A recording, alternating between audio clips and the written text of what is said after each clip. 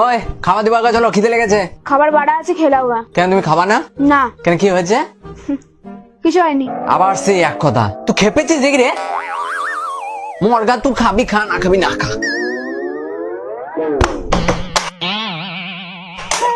চলো। খেপে গেছি তো, খেপাতে কি না কি করে। ওরে আমাকে না জ্বলি বলবি এবার কি হয়েছে? কিছু হয়নি, কি হবে? আমি মানুষ নাকি? আমার কোনো শখ আহ্লাদি নাই।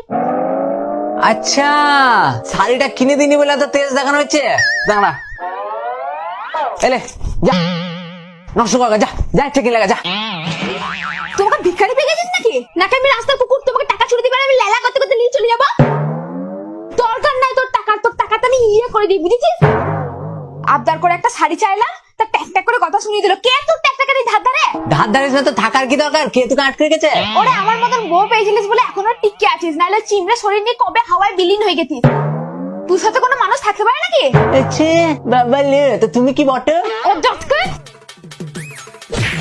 অজাত থাক তো, আমি চললাম।